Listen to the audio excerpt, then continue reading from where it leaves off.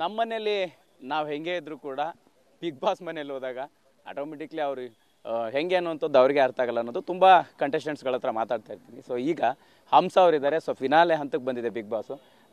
ಹಂಸ ಅವರೇ, ನಿಮಗೆ big boss ಮನೆಗೆ ಹೋದಾಗ ಹೆಂಗೆ ಚೇಂಜಸ್ ಆಗಿತ್ತು, ಏನು ಚಾಲೆಂಜಸ್ ಇತ್ತು? ಸೊ ಈಗ ಫಿನಾಲೆ ಹಂತಕ್ಕೆ ಬಂದಿದೆ, ಇಡೀ ಜರ್ನಿ ನೋಡಿರ್ತೀರ, ನೀವು ಎಲ್ಲಿರಬೇಕಿತ್ತು ಅಂತ ಅನಿಸ್ತಿದೆ ಈಗ?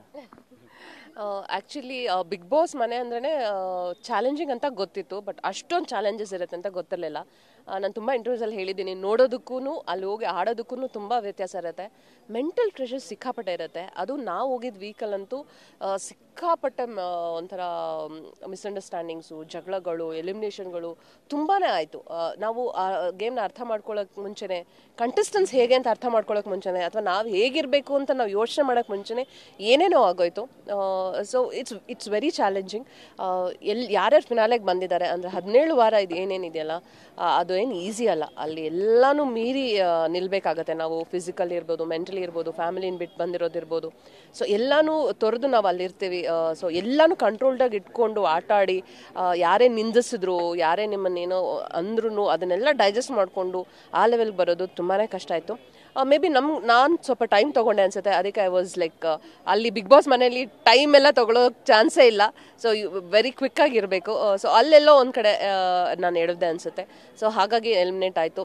ಇವಾಗ ನಾನು ಫಿನಾಲೆ ನೋಡುವಾಗ ಅಥವಾ ಬಿಗ್ ಬಾಸ್ ಪ್ರೋಗ್ರಾಮ್ ನೋಡಿದಾಗ ಅನಿಸುತ್ತೆ, ನಾನು ಇರಬೇಕಿತ್ತು ಅಂತ. ಐ ರಿಯಲಿ ಮಿಸ್ ಅದು ಅಲ್ಲಿರೋದು ಒಂದು ಅವಕಾಶನ.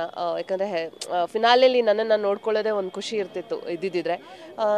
ಎಲ್ಲ ಪೊಟೆನ್ಷಿಯಲ್ ಇದ್ದರೂ ಎಲ್ಲೋ ಒಂದು ಕಡೆ ಐ ಕುಡಂಟ್ ಅದನ್ನು ಎಕ್ಸ್ಪೋಸ್ ಮಾಡೋಕ್ಕಾಗಲಿಲ್ವೇನೋ, ಅವಕಾಶ ಅಷ್ಟು ಸಿಗಲಿಲ್ವೇನೋ ಅಂತ ಅನಿಸ್ತು. ಈಗ ನೀವು ಪ್ರತಿ ಸಾರಿ ಮಾತು ಬಂದಿರುತ್ತೆ, ಇದಕ್ಕೆ ಮಾತಾಡಿದ್ರು ಕೂಡ ಜಗದೀಶ್ ಅವ್ರ ಜೊತೆಗಿನ ಜರ್ನಿನ ಈಗ ನೆನಪು ಮಾಡ್ಕೊಳ್ಳೋಂಥದ್ದಾದ್ರೆ, ಸೊ ಅವ್ರು ಕೂಡ ಬಂದಾಗ ಮಾತಾಡ್ತಿದ್ರು ನನ್ನ ಫೇವ್ರೇಟ್ ಹಂಸ ಅಂತ.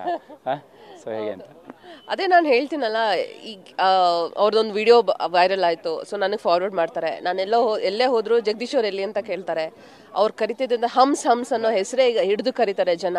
ಸೊ ಅಷ್ಟು ಪಾಪ್ಯುಲರ್ ಆಗಿದೆ. ಅದೇ ನಾನು ಹೇಳಿದ್ನಲ್ಲ, ಬಿಗ್ ಬಾಸ್ ಮನೇಲಿ 1 ದಿನ ಇದ್ದರೂ 100 ದಿನ ಇದ್ದರೂ ಪಾಪ್ಯುಲಾರಿಟಿ ಅಂತೂ ಒಂದೇ ಇರುತ್ತೆ. ಬಟ್ ಜಗದೀಶ್ ಅವರು ಸ್ವಲ್ಪ ಕಂಟ್ರೋಲ್ಡಾಗಿ ಆಡಿದಿದ್ರೆ it would have been beautiful. ಅಂದರೆ ನಾನು ಅವ್ರ ಜೊತೆಗೆ ಇರ್ತಿದ್ದೆ ಇನ್ನೂ ಹೆಚ್ಚು ಕಾಲ, ಅವರು ಆ ಮನೇಲಿ ಇರ್ಬೋದಿತ್ತು. ಸೊ ನಾವು ಫಿನಾಲೆವರೆಗೂ ಖಂಡಿತವಾಗ್ಲೂ ಬರ್ತಾ ಇದ್ವಿ.